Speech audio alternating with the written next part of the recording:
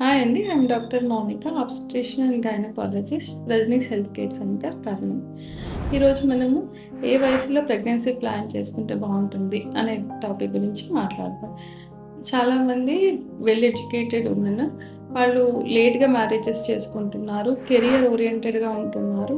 So, వాళ్ళు 35 years, 37 years ఆ ఏజ్‌లో వస్తున్నారు. ఫర్టిలిటీ స్పెషలిస్ట్‌ని కన్సల్ట్ అవుతున్నారు.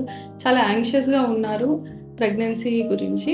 చాలా స్ట్రెస్‌గా కూడా ఫీల్ అవుతున్నారు. అయితే మనకు 20-35 ఇయర్స్ లోపు ప్రెగ్నెన్సీ ప్లాన్ చేసుకోవడం చాలా బెస్ట్ అండి. ఆ ఏజ్ అనేది చాలా బెస్ట్ ఏజ్.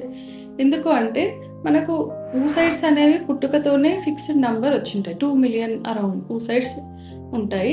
ఏజ్ పెరిగే కొద్దీ oocyte నంబర్ తగ్గుతూ వస్తుంది. దాని క్వాలిటీ అండ్ క్వాంటిటీ 2 కూడా తగ్గుతూ వస్తది.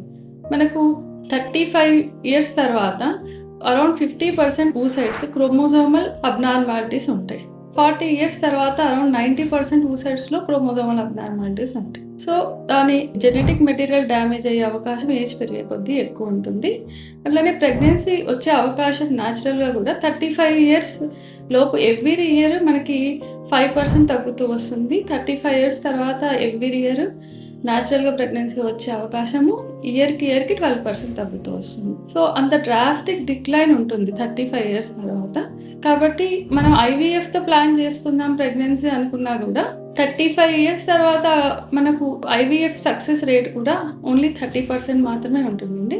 కాబట్టి ఎర్లీగా ప్లాన్ చేసుకోవడం అన్నది చాలా మంచి విషయం. ఈ విషయంలో మీకు ఏదైనా డౌట్స్ ఉంటే ఈ కింది నంబర్‌కి కాంటాక్ట్ చేయవచ్చు. Thank you.